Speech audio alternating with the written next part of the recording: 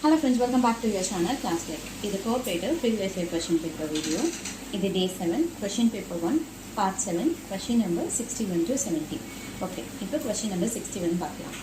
NPA என்பது அதாவது NPA means options என்ன கொடுத்திருக்காங்கன்னா a loan or advances overdue for the period of 90 days, option B overdue for the period of 180 days, option C overdue for the period of 360 days, option D overdue for the period of 270 days. So இதில் நம்ம வந்து question number 48 பார்க்கும்போதே பார்த்தோம். So NBA அப்படின்றது 90 டேஸ்க்குள்ளே அசலோ வட்டியோ எதுவுமே வராமல் இருந்துச்சுன்னா அதுதான் என்பிஏன்னு சொல்லி. So right answer was loan or advances overdue for the period of 90 days. Okay, இப்போ கொஸ்டின் நம்பர் 62. வங்கியல் சட்டத்தின்படி ஒரு காசோலையின் ஆயுட்காலம், அதாவது as per the banking law cheque is valid for how many மந்த்ஸ்ன்னு கேட்டிருக்காங்க. ஸோ ஒரு செக்குன்றது மேக்ஸிமம் 3 months தான் அந்த செக்கோட validity. So answer is 3 months. Fine. Next question number 63. முன்னுரிமை துறை கடனில் இருந்து நலிவடைந்த பிரிவினருக்கு வங்கிகளால் வழங்கப்பட வேண்டிய குறைந்தபட்ச சதவீதம், அதாவது a bank has to disperse at least %% of the priority sector credit to the weaker section. So இது வந்து ஆன்சர் என்ன அப்படின்னு பார்த்தீங்கன்னா 25% of the ப்ரையாரிட்டி செக்டார்ஸ்க்கு வந்து நம்ம கொடுக்கணும் அப்படின்னு சொல்லியிருப்பாங்க. 25% ப்ரையாரிட்டி செக்டார் கிரெடிட் வந்து வீக்கர் செக்ஷனுக்கு கொடுக்கணும் அப்படின்னு சொல்லியிருப்பாங்க. இதே வந்து கொஸ்டினை இன்னும் கொஞ்சம் ட்விஸ்ட் பண்ணி கேட்பாங்க. எப்படின்னா டோட்டல் லோன்ஸ் அண்ட் அட்வான்சஸில் எத்தனை பர்சன்டேஜ் அப்படின்னு கேட்பாங்க. அது வந்து 15%. ஓகேவா? ஃபைன். நெக்ஸ்ட் வந்து கொஸ்டின் நம்பர் 64. வங்கியில் வாடிக்கையாளர் வைப்புத் தொகை செலுத்தும் போது வாடிக்கையாளர்களுக்கும் வங்கிகளுக்கும் இடையே உருவாகின்ற ஒப்பந்த உறவு முறை என்ன? அதாவது what contractual relationships are developed between banker and customer when the customer deposit money with the bank. இதுக்கு ஆப்ஷன் என்னென்னு பார்த்தீங்கன்னா banker customer relationship, option B வந்து அக்கௌண்ட் ஹோல்டர், ஆப்ஷன் சி வந்து debtor and creditor, option D வந்து deposits. Actually இதுக்கான correct answer banker and customer relationship. But நம்மளுக்கு banker and customer relationship கீழே debtor and creditor இருக்கும். So அதாவது இதோட relationship பேங்கரும் கஸ்டமருன்ற relationship. ஆனால் அவங்க என்ன மாதிரியான ரிலேஷன்ஷிப்பில் இருக்காங்கன்னு பார்த்தீங்கன்னா டெப்டார் கிரெடிட்டர் ரிலேஷன்ஷிப்பில் இருப்பாங்க. ஸோ பேங்கர் அண்ட் கஸ்டமர் தான் கரெக்ட் ஆன்சர். டெப்டார் அண்ட் கிரெடிட்டர்னால் பேங்க்கில் இல்லாமல் இப்போ நார்மலாக நம்ம யார்கிட்டயாச்சும் போய் வாங்குவோம்ல, அப்படி வாங்கினா இல்லை அப்படி கொடுத்தா அது நார்மலாக செய்கிறது. பேங்க் இல்லாமல் தனிநபர் கூட செய்கிறதுக்கு பேர் தான் வந்து டெப்டார் கிரெடிட்டர். பேங்க் கூட நம்ம டெபாசிட் பண்ணுறோம் செய்கிறோம் அப்படின்னா அது வந்து பேங்கர் கஸ்டமர் ரிலேஷன்ஷிப். ஓகேவா? Next question number 65. சொத்து வாங்குதல் அல்லது சொத்து விற்றலில் ஈசி என்பதன் பொருள் என்ன? அதாவது what is the meaning for EC in purchase or sales of property?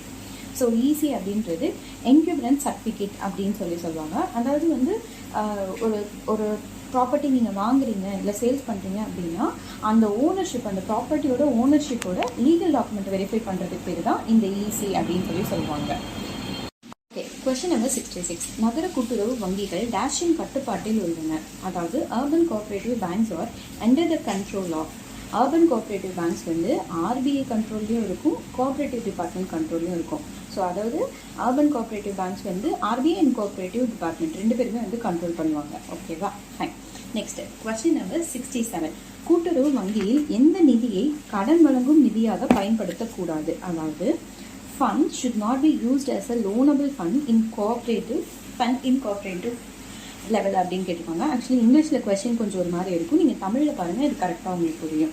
அதாவது கோஆப்ரேட்டிவ் பேங்க்கில் எந்த கடனை வந்து நம்ம வந்து இதுக்காக யூஸ் பண்ணக்கூடாது, கடன் கொடுக்கறதுக்காக எந்த நிதியை யூஸ் பண்ணக்கூடாது அப்படின்னு கேட்டிருப்பாங்க. ஸோ இதுக்கான ஆன்சர் வந்து ரிசர்வ் ஃபண்ட்ஸு. இது நீங்கள் ஆப்ஷன்ஸ் எலிமினேஷன்லேயும் போனாலும் உங்களுக்கு இது வந்து கொஞ்சம் ஆன்சர் வரும். ஓகேவா? ஃபைன்.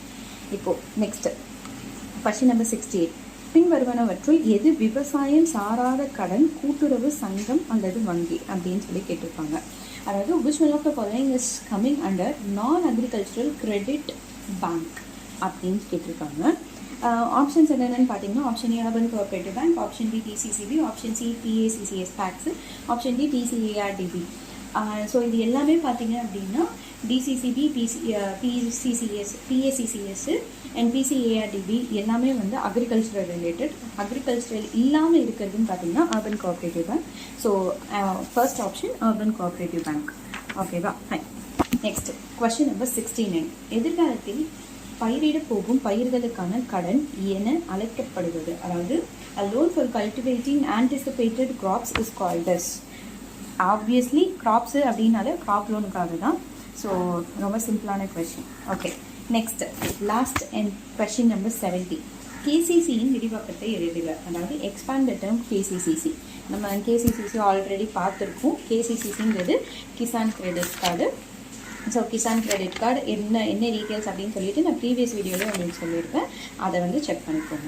இந்த வீடியோ உங்களுக்கு யூஸ்ஃபுல்லாக இருந்துச்சு அப்படின்னா லைக் பண்ணுங்கள். அண்ட் கோஆப்ரேட்டிவ் படிக்கிற உங்களோட ஃப்ரெண்ட்ஸுக்கு இந்த வீடியோ மறக்காமல் ஷேர் பண்ணுங்கள். அண்ட் இந்த மாதிரி ரிலேட்டடான கோஆப்ரேட்டிவ் வீடியோஸ் எல்லாத்துக்கும் நம்ம சேனல் மறக்காமல் சப்ஸ்கிரைப் பண்ணிக்கோங்க. தேங்க்யூ ஃபார் வாட்சிங். உங்களுக்கு டவுட்ஸ் இருந்தாலும் கீழே கமெண்ட் செக்ஷனில் கேளுங்க. பாய்.